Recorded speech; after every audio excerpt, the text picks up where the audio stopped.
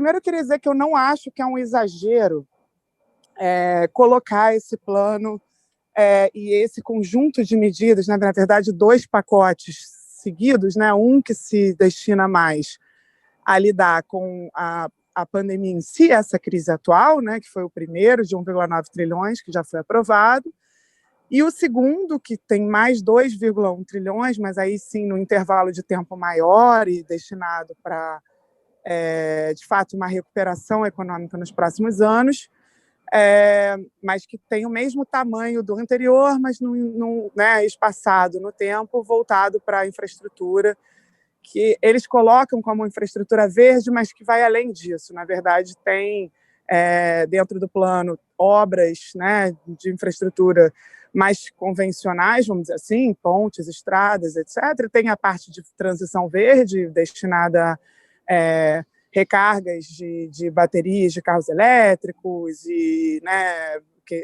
mudanças, reformas de prédios para maior eficiência energética, etc. Mas tem também uma parte que eles colocam como de infraestrutura humana, que parece que entrou por último no plano, pelo menos segundo alguns dos formuladores que deram entrevista, mas que eles chamam de infraestrutura humana e tem a ver com aquilo que vem se convencionando chamar de economia do cuidado, né? Então, o Estado entrando mais no compartilhamento de serviços de cuidado de crianças, cuidados de idosos, para que, enfim, não só você consiga valorizar esses profissionais que estão nessas atividades e gerar empregos num setor, né, que, dado o envelhecimento populacional, tende a crescer, mas também, pelo outro lado, liberar, né, as pessoas que hoje realizam essas atividades para entrar na força de trabalho, né? Então, enfim, tem esse elemento que talvez tenha sido menos tratado, mas que é relevante quando a gente está pensando no olhar para o estado de bem-estar social que o plano embute, né? Que não é só realmente infraestrutura no sentido convencional de infraestrutura, mas também uma infraestrutura social.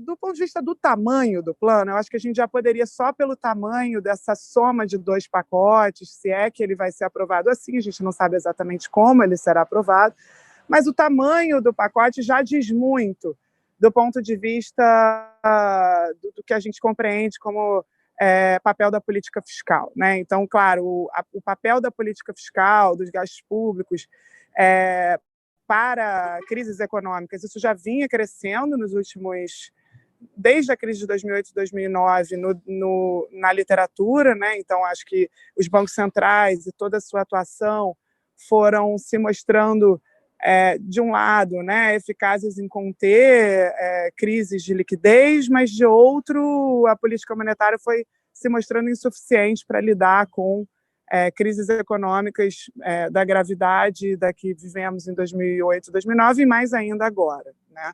Então, claro, o tamanho do pacote já diz muito. Acho que o debate que se seguiu, né, com o Summers, que foi do conselho do governo Obama, foi um economista muito relevante no governo Obama, inclusive criticando o plano como excessivo, como podendo levar ao pleno emprego de maneira muito rápida e, com isso, gerar impactos inflacionários.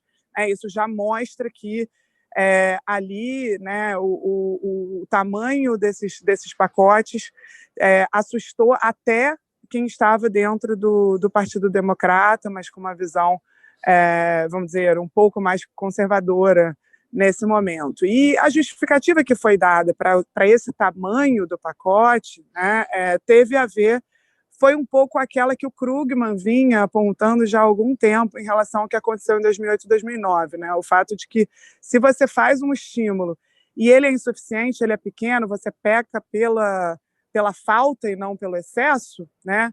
Você corre o risco de acabar trazendo uma descrença ainda maior no governo, no papel do Estado, na capacidade da política fiscal. Então, seria melhor fazer uma coisa grande que garanta um impacto material concreto, ao invés de fazer uma coisa menor que, de repente, não trouxesse os benefícios, né, não trouxesse benefícios muito claros para a população no curto prazo e que isso acabe trazendo uma descrença na capacidade do Partido Democrata e das instituições em geral de lidar com uma crise que, na verdade, já é anterior, né? A crise da globalização, inclusive, dentro desse contexto. Então, acho que tem esse lado, esse aspecto de que se quis, por razões até políticas e não estritamente econômicas, fazer algo que tivesse, né, que fosse grande o suficiente para não correr o risco de ter esse mesmo efeito que o estímulo do governo Obama em 2008 e 2009. Né? Por outro lado, também há um elemento que é mais de conteúdo e não do tamanho. Né? Então, a gente vê que o plano ele é estruturado em torno das duas principais questões que mobilizaram, vamos dizer, a sociedade, né? Pelo menos a sociedade que está analisando a crise do sistema, não só capitalista, como das democracias globais nas últimas décadas, que são o meio ambiente, né, a questão ambiental e a questão da redução das desigualdades. Esses são os dois nortes principais dos planos, quando a gente olha em termos de conteúdo, e eles estão pensados de maneira articulada. Não dá para a gente pensar nesse plano de maneira sem entender de onde ele veio, no sentido de dentro do Partido Democrata, né, as propostas de Green New Deal, as propostas do Bernie Sanders, da Alexandria Ocasio-Cortez, né, como isso foi, na verdade, mudando, né, e trazendo essas questões, tanto as questões climáticas quanto a desigualdade para o centro do que é a agenda econômica dentro do Partido Democrata. Então, se de um lado, né, o pensamento econômico foi vendo um papel cada vez maior para o Estado, para a política fiscal, de outro, dentro da política norte-americana, também as questões da redução da desigualdade e do meio ambiente foram ganhando força com esses planos sendo estruturados, articulando essas questões.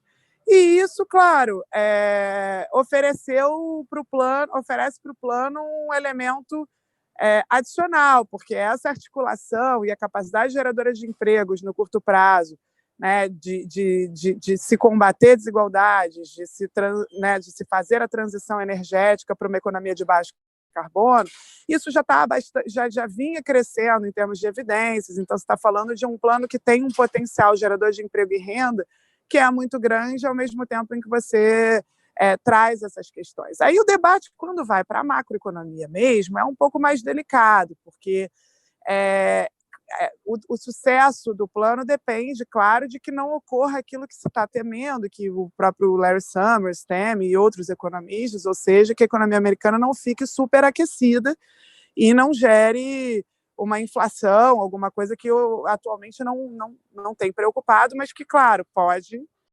preocupar, né? Então, disso depende de uma compreensão de macroeconomia. E aí tem um texto muito bom do Josh Mason, que é um economista, vamos dizer, que até... Que é isso, que eu tenho como muito próximo, então alguém que pensa dentro da macro seria um economista heterodoxo, e que tem comentado, e é pesquisador do Roosevelt Institute. E ele escreveu um texto longo sobre o plano do Biden, sobre a macroeconomia que está por trás. E aí eu acho que talvez as alterações sejam até mais profundas, porque, no fundo, se o plano, claro, por razões políticas, ainda que seja por razões políticas, resolve pecar pelo excesso, também está claro que aqueles que conceberam o plano não entendem que esses riscos inflacionários são altos demais, né? Que o plano tem a chance de levar a economia americana para uma situação pior, né? E eu acho que isso tem a ver mesmo com uma mudança de compreensão da macroeconomia, e o texto de Josh tenta argumentar isso a partir de vários elementos. É como se o plano entendesse que o produto potencial da economia ele pode crescer, ele não está dado, ele não está pré-determinado. Então, o próprio crescimento econômico, a entrada na força de trabalho de novas pessoas que estão hoje, né, por exemplo, subempregadas, ou que estão fora do mercado de trabalho, que isso leva a economia a poder crescer muito mais o seu nível de emprego do que aquilo que as medidas atuais de pleno emprego sugerem, que, né, esse elemento de economia do cuidado, que vai trazer uma participação feminina maior na força de trabalho, ao mesmo tempo que gera renda para pessoas que vão trabalhar nessas creches públicas, nessas casas de idosos, inclusive a domicílio, etc., isso também vê a força de trabalho como podendo ser impactada pelo próprio plano, os investimentos em infraestrutura como podendo elevar a produtividade, com isso gerar um potencial de crescimento maior, e que isso seria suficiente para que a economia não vá para uma situação de descontrole inflacionário, né? Eu acho que talvez aí esteja o elemento mais estrutural, né? Por que se acreditou, para além das razões políticas, né? Por que os economistas que estão por trás do plano acreditaram que seria possível fazer uma coisa desse tamanho, com um potencial de crescimento econômico, de geração de emprego tão forte no curto prazo, sem gerar inflação, né? Eu acho que aí está a principal mudança mais estrutural. É uma mudança no como se entende a macroeconomia, o que causa inflação, a possibilidade de crescimento da produtividade e do crescimento do produto potencial como alguma coisa desconectada do que convencionalmente se considera, que é, enfim, o próprio crescimento da população. Então, isso dentro, eu não vou entrar aqui profundamente, mas acho que dentro da macroeconomia significa uma mudança mesmo de pensamento, tá? Então, acho que tem repercussões desse plano que estão dentro do que pensam os economistas, dentro do que está, né, inclusive a gente vai ver os resultados do plano, e isso pode ter um impacto ainda maior na estrutura de pensamento da macroeconomia. Claro que vindo, né, depois de mais de 10 anos já de mudanças graduais a partir da crise de 2008 e 2009, então o contexto acabou se mostrando, né, essa construção foi criando as bases para essa mudança que a gente está vendo agora. De outro, os temas da redução da desigualdade do meio ambiente como centrais, que são os temas que a gente, né, viu realmente crescer na esfera da política e também na esfera das ciências sociais, né, nesses últimos anos também, enquanto aquilo que está criando um limite, né, no atual sistema capitalista. E, por fim, me parece que tem uma questão que se a gente olha em perspectiva, é o fim das décadas que vêm desde de 1980, em que formas mais amenas ou menos amenas do chamado Reaganomics, né, sobreviveram ali no contexto americano, né? Então, a ideia de que reduzir impostos é alguma coisa que favorece o crescimento, que reduzir impostos vai acabar beneficiando a população como um todo, né? E que é basicamente a antítese do que esse plano está fazendo, porque ele está propondo financiar os investimentos em infraestrutura, ainda que não ao mesmo tempo, né? O plano está sendo chamado de gaste agora e arrecade depois, nesse sentido, porque a arrecadação não vem ao mesmo tempo que o gasto, mas ele prevê um aumento da tributação, que inclusive já vem agora novas medidas sendo anunciadas, né? Um aumento da tributação sobre o capital, a tentativa, inclusive, de frear e tirar os incentivos que hoje fazem com que os paraísos fiscais sejam tão utilizados, né? E que a guerra fiscal entre os países continue. E, nesse sentido, né, os investimentos, que inclusive incluem universidade, ciência, P&D, né, a ideia de estimular a inovação, com o papel do Estado também voltando aí, é uma resposta diferente para a crise da globalização do que a que vinha sendo dada no governo Trump, né? Então, a gente tem uma crise da globalização que até aqui a resposta era de reduzir impostos como maneira de competir melhor, ou, no caso do Trump, também proteger, né, criando tarifas adicionais, fazendo uma guerra comercial e travando as fronteiras. O Biden e o plano do Biden, na verdade, tentam também endereçar a questão da desindustrialização nos Estados Unidos, mas fazendo diferente, falando, olha, vamos aumentar imposto, vamos tentar colocar um freio né,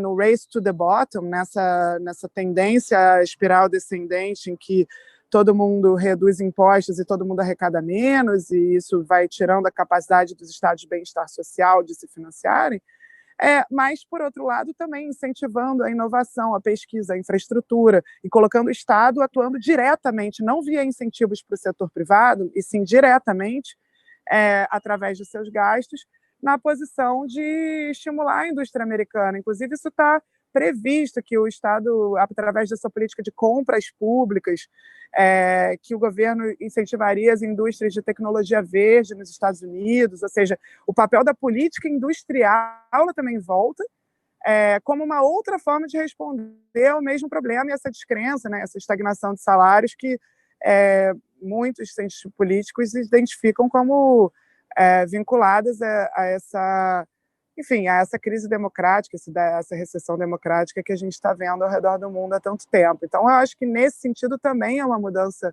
de paradigma e frear a guerra fiscal, trazer essa possibilidade de que se aumente impostos sobre multinacionais, se aumente impostos sobre o grande capital, nos Estados Unidos, eu acho que isso tem um impacto global, talvez a parte do plano com maior impacto no resto do mundo, porque se um player como os Estados Unidos para com essa estratégia de redução de impostos como forma de ganhar competitividade, eu acho que isso abre espaço para que outros façam o mesmo, né? Porque é evidente que isso tem realmente levado a uma situação de capacidade menor de financiamento dos estados, e os Estados Unidos saindo disso, acho que já é bastante coisa, e parece que, isso sem falar, né, no fato de que o Biden, e isso pode surgir ainda, está falando em fortalecer os mecanismos de sindicalização de trabalhadores, a questão do salário mínimo, ficou polêmica, acabou não entrando no pacote, mas tudo isso muda mesmo a maneira com a qual a globalização e a dificuldade gerada pela globalização na indústria nos países centrais está sendo endereçada, né? Porque então a ideia não é mais fragilizar relações trabalhistas, reduzir salário e reduzir impostos, né? A ideia tem que ser ao contrário, crescer, né? Reduzir desigualdade, liderar esse processo global de transição para uma economia de baixo carbono e, por outro lado, conseguir gerar empregos a partir disso para a população e, ao gerar empregos, valorizar também salários, né? Então, sair desse ciclo vicioso que enfim, todo mundo já entende bem das últimas décadas.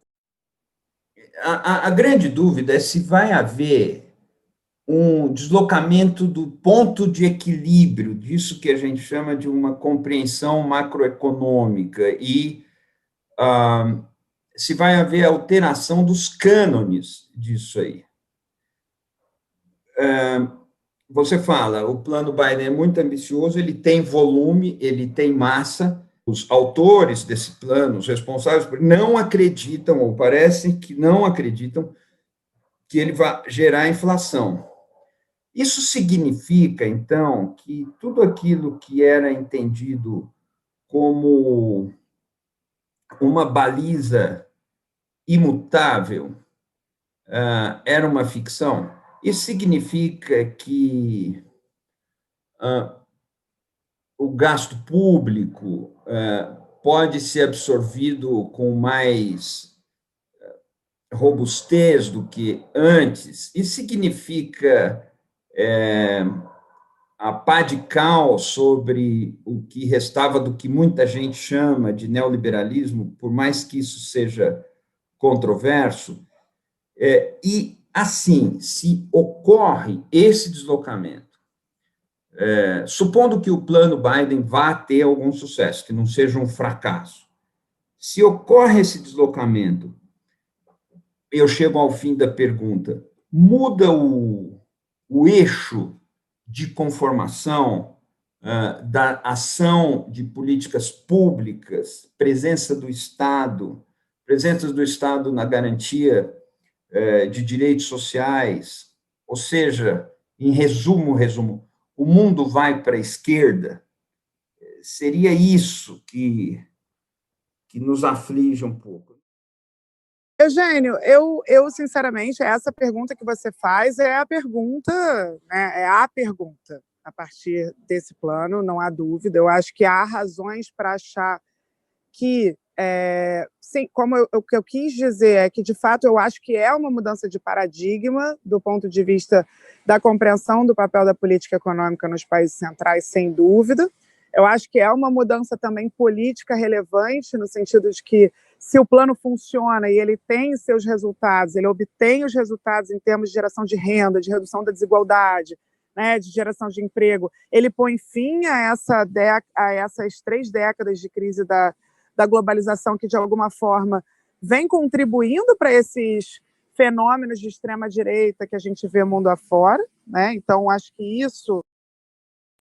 isso já é alguma coisa, se a gente consegue ter um papel, um Estado que faz uma política que funciona, que gera renda, que tem resultados concretos, que reduz desigualdades, acho que isso já tem um efeito político bastante relevante. Agora, tem uma parte da sua pergunta que, no fundo, será que isso que está acontecendo nos Estados Unidos é aplicável a outros contextos e vai ter um efeito, vai produzir um efeito de também, por exemplo, um país como o Brasil passar a pensar políticas que, que fogem do escopo do que atualmente parecia autorizado dentro do sistema neoliberal?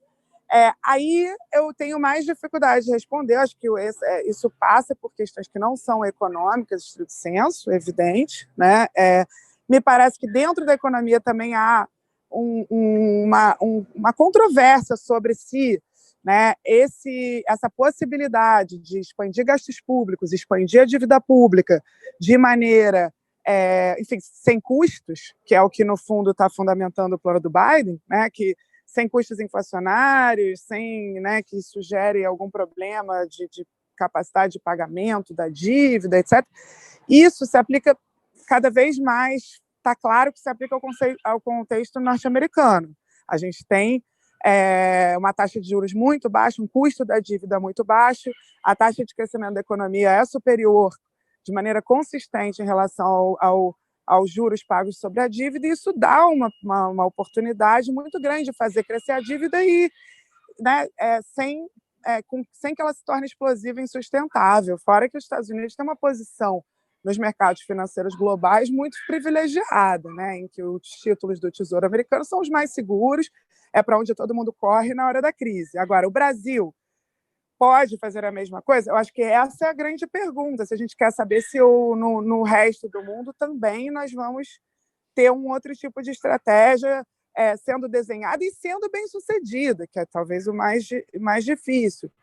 E aí eu acho que não está tão claro. Eu sou da visão de que, mesmo que a gente entenda que é diferente dívida pública americana e dívida pública brasileira, que os investidores não olham da mesma forma, mesmo que a gente entenda que os riscos inflacionários, por exemplo, via desvalorização do real, etc., podem acontecer no caso brasileiro, e o que não está muito colocado hoje no caso americano, ainda assim eu acho que há uma série de possibilidades que esse plano revela que não dependem nem de uma dívida pública maior, mas que também representam uma fuga do sistema neoliberal vigente, né? No sentido de que, se a gente pensar em tributar mais, taxar mais, né, que é uma parte desse plano, tributar mais o capital, tributar mais os mais ricos, surfar essa parte da onda e do outro lado, expandir proteção social, expandir investimentos em infraestrutura verde,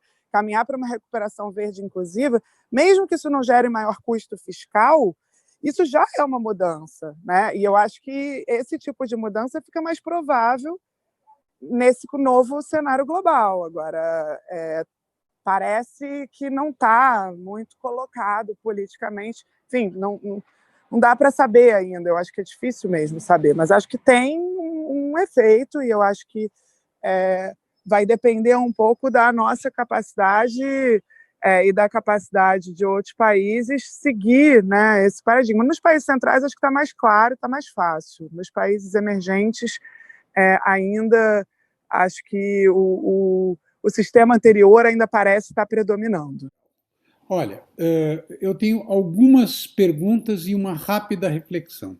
Uma primeira pergunta é o seguinte: o jovem economista que está dirigindo o National Economic Council, ele se chama Brian Deese, ele estava na equipe do Obama.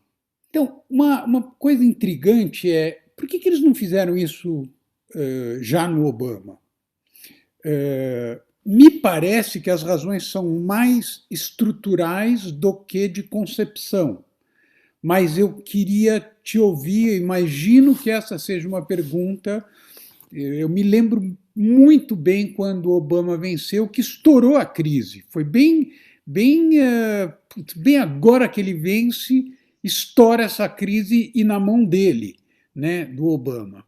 Mas, além disso, tem um fator adicional, que é o fato de que até a crise de 2008, o que imperava na macroeconomia, o que dominava a macroeconomia, era a ideia de que os mercados financeiros são muito mais inteligentes do que o Estado na alocação dos recursos.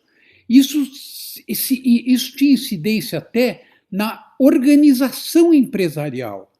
A empresa convencional, que era uma empresa que garantia direitos, etc., ela tinha que ser transformada num conjunto de ativos que ia permanentemente, de forma cotidiana, passar pelo julgamento do mercado nas bolsas de valores. Daí a coisa de você ter julgamentos trimestrais sobre os balanços das empresas, e isso era uma forma de você reorganizar o próprio capitalismo. Bom, e isso caiu, esse castelo de cartas desabou totalmente em 2008. E nós ficamos numa espécie de vazio que, a meu ver, vem a ser, de certa forma, preenchido agora. O que a mim me parece mais importante no que está acontecendo é que nunca houve uma política econômica. As políticas econômicas sempre tiveram por objetivo fazer a economia crescer. Esse era o mote, sempre foi, desde que existe política econômica, durante todo o século XX, era óbvio, e se aprende isso na faculdade, que o objetivo da política econômica é fazer a economia crescer. Mas agora parece que as coisas mudaram. O objetivo da política econômica, como você bem disse, é impedir que a humanidade seja bloqueada nas suas possibilidades materiais pela crise climática e promover a redução da desigualdade. E o crescimento torna-se um meio para isso. Isso me parece a principal mudança. Eu te pergunto, se você estiver de acordo com essa ideia, como é que isso vai incidir na macroeconomia aqui no Brasil? Você que conhece bem os macroeconomistas brasileiros, como é que eles vão reagir a isso? Você sente nas conversas que você já teve que os colegas, eu não sou economista, que os colegas macroeconomistas estão com muito pé atrás com relação a isso, ou eles estão se propondo também a acompanhar o que está acontecendo nos Estados Unidos e eu acho que no mundo como um todo? O seu primeiro comentário, primeiro, né? Eu acho que sim.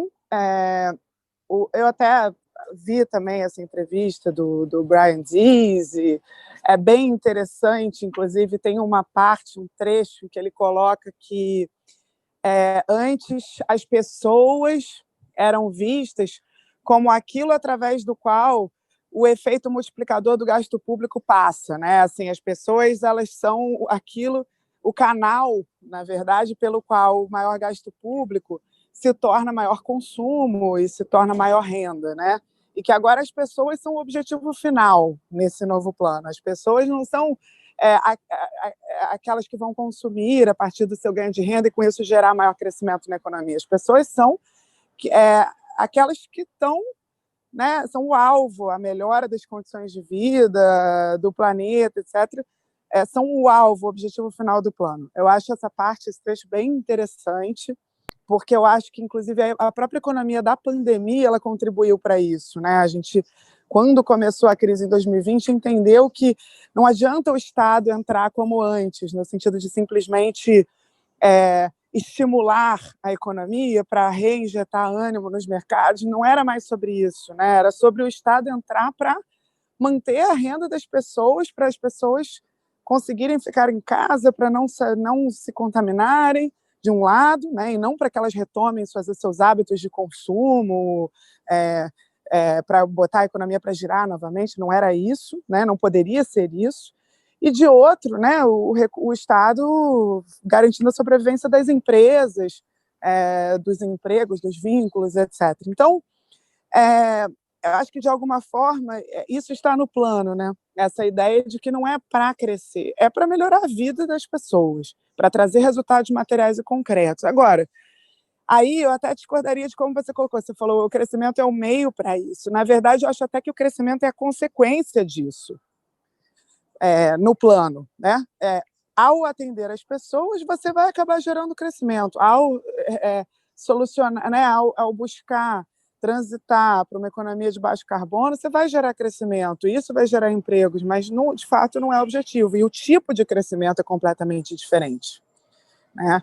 Então, acho que isso está muito no coração mesmo do que é o princípio do plano e a maneira como eu enxergo a diferença entre esse plano e aquilo que aconteceu no governo Obama pós-2008. Não é só o tamanho, né? O tamanho é realmente muito maior, mas também a maneira de se entender o papel do Estado numa recuperação econômica mudou bastante, né? Acho que seria impossível, impraticável no governo Obama alguma coisa desse tipo, tanto pela evolução do pensamento econômico nos últimos anos, quanto por razões políticas, o papel que Bernie Sanders teve, o papel que, né, a ala progressista do Partido Democrata teve em tornar isso viável. Então, o Brian Deese mesmo, né, ele formulou e ele tem outra posição, tanto na compreensão e na formulação, quanto da política, né? Aí, entrando no segundo ponto, macroeconomistas brasileiros, né, estão sensíveis a essas transformações? Eu diria que, em parte, sim, no sentido de que a desigualdade, o papel da desigualdade, a maneira como a macroeconomia se relaciona com a desigualdade, isso tudo, eu acho que cresceu bastante, no Brasil também, nos últimos anos. Hoje você vê, né, muitos economistas de todos os lados do campo político, vamos dizer assim, pensando em reforma tributária progressiva, pensando em expansão do programa Bolsa Família ou outras formas de garantia de uma renda, de um colchão, né, de proteção social para uma parte maior da população. Isso eu acho que, sim, a gente tem visto, acho que as questões ambientais também têm mobilizado economistas de diversas, vamos dizer, matizes, vertentes teóricos também no Brasil, né? A ideia, a noção de que não há contradição entre crescer, se desenvolver e, de um lado, reduzir desigualdades, de outro, não desmatar, né, no caso brasileiro, que é o mais crucial. Enfim, acho que isso tudo vem crescendo. Agora, do ponto de vista macro fiscal, essa não preocupação com a dívida pública que o plano Biden tem, ou essa não preocupação com o gasto público, eu acho que isso, de maneira nenhuma, se alterou, vamos dizer assim, no debate econômico brasileiro. Eu acho que a preocupação, os riscos os riscos relacionados a uma dívida pública maior continuam sendo a preocupação central dos economistas brasileiros nesse momento, mais do que a redução da desigualdade, mais do que as outras questões. Isso é o que mais preocupa, inclusive preocupa os economistas na direção, até assim, considerando que, de fato, fazer alguma coisa desse tipo poderia ser pior para todo mundo, para a população, né? E isso continua sendo, eu acho que esse é o debate que a gente ainda vai viver, mesmo com essas mudanças, né? E aí vai ser difícil saber para onde vai esse debate, porque, como eu disse antes, eu acho que é verdade que a gente não tem a exata situação dos Estados Unidos, a gente não, a nossa posição enquanto país emergente altera bastante do ponto de vista macroeconômico, o que a gente pode ou não fazer, mas isso também não significa que a gente deva estar no paradigma anterior. E acho que há soluções que poderiam ser pensadas que mudam mesmo o debate, e eu ainda sinto o debate muito preso na questão cortar ou não cortar, né? Ao invés de onde gastar, como investir e, ao mesmo tempo, como arrecadar, né? Como tributar, quem tributar. Eu acho que isso poderia estar mais presente, mas, claro, aí o nosso cenário político é desastroso e também dificulta. Eu entendo, posso estar equivocado, que junto com, digamos, todas as políticas liberalizantes que foram implementadas nos últimos 30, 40 anos no mundo, não é? A partir de Thatcher, Reagan e companhia, nós vimos também uma maior internacionalização, para não dizer uma transnacionalização, das empresas. Então, cada vez menos as empresas são entidades nacionais e cada vez mais elas atuam no mercado realmente global. E, ao que me parece, isso teve um impacto sobre o poder de barganha dos movimentos sociais, principalmente dos sindicatos, em cada um dos países, não é? O Trump mesmo foi eleito, em alguma medida, acusando a China de roubar empregos dos Estados Unidos. Então, há uma disputa ali para ver quem consegue atrair mais empregos, o que, inclusive, em muitos momentos, me parece, envolveu uma defesa de um relaxamento de legislação trabalhista, enfim, incentivos fiscais. A gente pode falar, no Brasil a gente falava muito no passado de guerra fiscal entre os estados federativos, não é? Talvez a gente pudesse falar quase de uma guerra fiscal mundial, uma guerra mundial no que diz respeito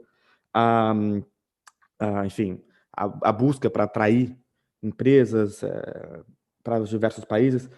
A minha questão, então, é a seguinte: num mundo desses, será que não seria necessário, para que uma política, um plano Biden da vida, prospere, uma certa coordenação internacional, por mais que os Estados Unidos sejam uma economia muito importante no mundo, ali ao lado da China, eu me questiono se uma decisão sozinha dos Estados Unidos, se isso é suficiente para inverter uma tendência, como parece que você indica, com todas as nuances, né? Enfim, que isso é diferente nos países menos centrais, mas a minha questão é, seria necessário uma forma de coordenação, uma liderança que seja, mas que exija uma coordenação com a União Europeia, com outras economias centrais? Eu acho que esse também é um ponto que até o próprio Brian Dees e eu vi algumas entrevistas de quem formulou o plano trataram. Assim, há um desejo que parece ter sido anunciado junto com o plano, ainda que não seja parte, é óbvio, desse pacote, mas quando eles trataram, por exemplo, da tributação do capital das multinacionais, os incentivos que vão ser retirados, o quanto isso pode aumentar em termos de tributação, porque é como se eles vão tributar também o lucro das empresas que não estão que estão remetendo lucros, mas que têm sua sede nos Estados Unidos, né?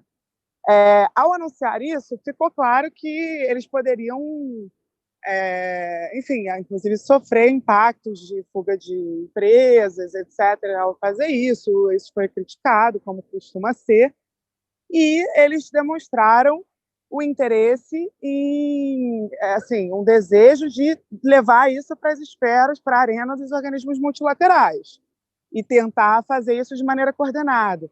Então, essa ideia, por exemplo, de enfim, tentar tirar os incentivos e também frear a ida de recursos para os paraísos fiscais, isso acho que vai fazer parte da negociação nas arenas internacionais também. Acho que os Estados Unidos vai assumir essa postura diplomática e não só no anúncio da política econômica. Mas temos que saber o quão bem sucedido será, se os europeus vão entrar junto. Me parece que teriam interesse em entrar, né? Mas, enfim, claro que quando a gente está falando de um jogo, se a gente está pensando em teoria dos jogos, em que quem desviar, quem reduzir os seus impostos acaba ganhando num cenário como esse, né? Sempre é difícil esse tipo de coordenação, ainda que o único resultado que beneficie ao máximo de países, me parece ser, de fato, que todos, ao mesmo tempo, se coordenem e tentem pôr fim a essa guerra fiscal global, que é exatamente o que eu tentei dizer, que o plano Biden faz um primeiro passo, né, para fazer, mas precisa mesmo de uma parte que coordenada, não há dúvida, para realmente mudar o paradigma, precisa ser coordenado. E aí, como é que a China vai reagir, né? Como é que os países asiáticos vão reagir? Isso tudo é muito difícil de prever, né? Está fora do meu escopo aqui também, eu acho. Vou submeter às suas considerações uma pergunta, mais uma hipótese. que é radical. E eu não creio que pensar com radicalidade implique necessariamente sugerir ações políticas sectárias ou adotar perspectivas necessariamente sectárias. Evidentemente, são distintas. Eu evoco uma radicalidade que é aquela mais arcaica, pelo menos na modernidade, né, que nós vamos encontrar lá nos velhos John Locke, mesmo antes dele, ali no Hobbes, etc., e subsequentemente, nesses autores que começaram a pensar os fundamentos, formulando hipóteses a respeito do estado de natureza, ou seja, sugerindo a construção de alguns axiomas antropológicos. O que é esse diabo desse tal animal que somos nós? O que é esse ser humano com o qual nós estamos lidando? E quais são as suas condições de funcionamento? De que modo eles se agregam, proporcionando, então, a gênese da ordem social? Então, há aí, claro, uma combinação de saberes, de moralidades, de propostas de arquiteturas institucionais e de regras. Nós estamos falando, portanto, e imaginários, né? Nós estamos falando de uma construção que é mais do que teórico-conceitual, mais do que técnica ou científica, que é também uma construção mais do que política, inclusive, que é antropológica, imaginária, moral, institucional, etc. Porque, afinal de contas, não se tratava apenas de conhecer, mas de construir. Esses axiomas acabavam se convertendo em profecias que se autocumpriam, etc. O que eu sinto, e aqui eu evoco, já pedi perdão pelo radicalismo, mas eu evoco um santo de meu altar, me perdoem, Mark Fisher, precocemente falecido, que escreveu que estava se tornando mais fácil e mais comum supor, imaginar o fim do mundo do que o fim do capitalismo.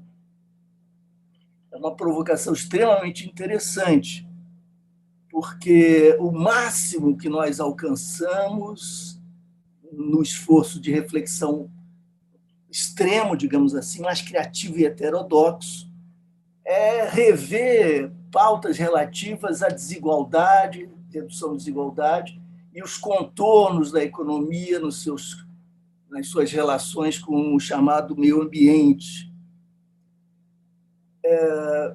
São poucos os autores, as autoras que têm se proposto um desafio radical de pensar para além do capitalismo, num contexto em que, evidentemente, o socialismo de Estado está esgotado.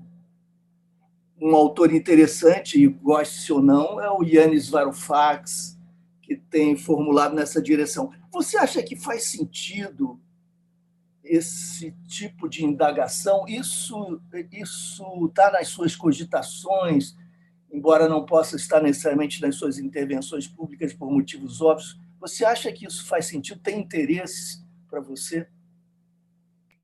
Acho que a gente está diante de uma mudança que ela pode ser uma mudança de paradigma dentro da macroeconomia, dentro do pensamento econômico, que é onde eu vejo uma mudança. Eu acho que ela pode ser uma mudança na esfera política, no sentido de, né, levar um pouco mais o campo para coisas que antes que vinham perdendo espaço, né, para um estado de bem-estar social, para a reconstrução desse estado. Mas não me parece que é uma mudança de sistema, de fato. A gente não está diante de uma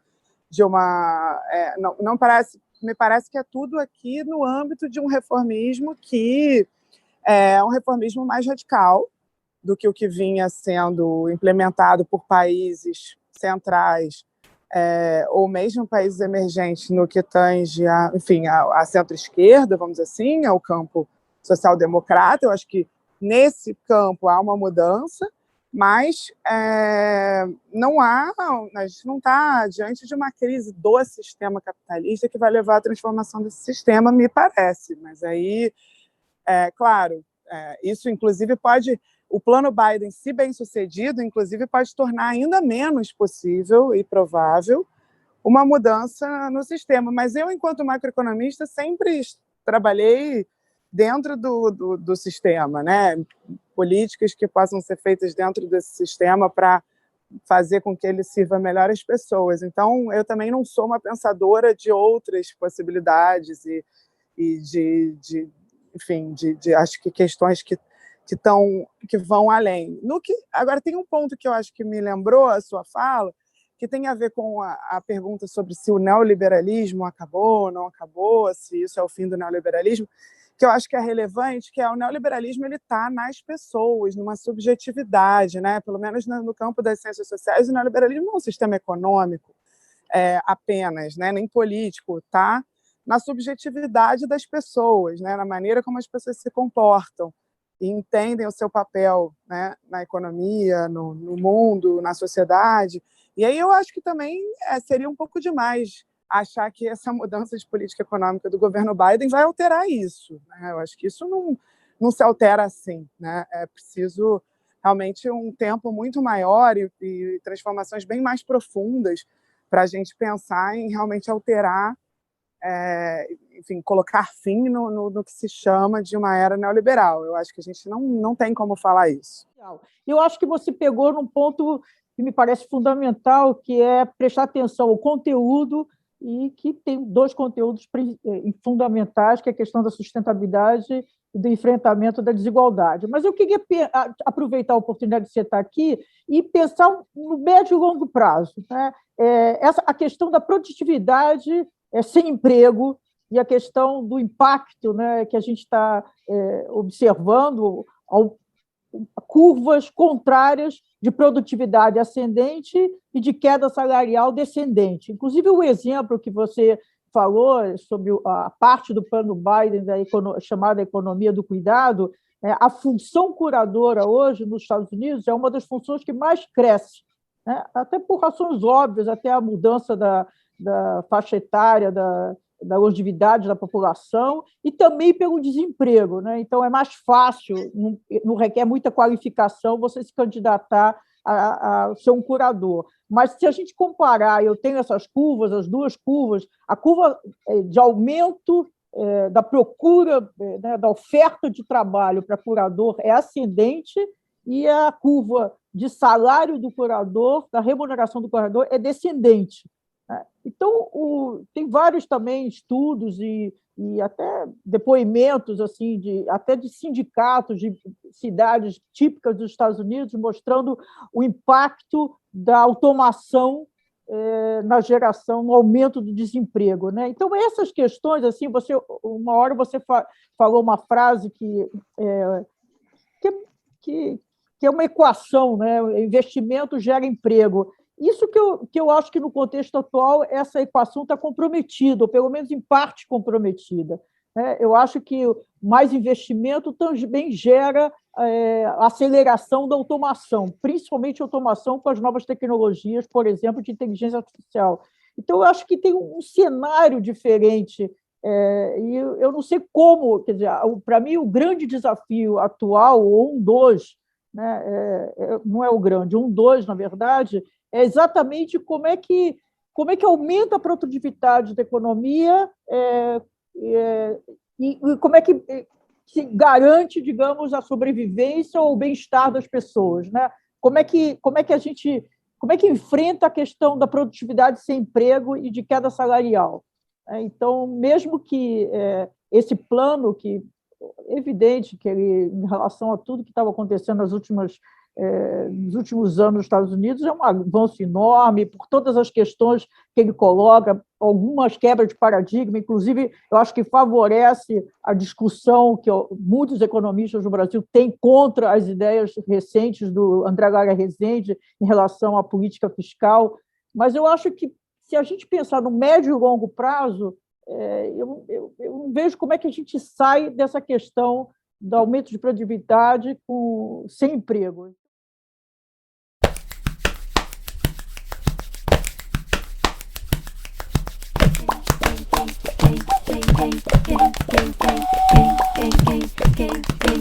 Quem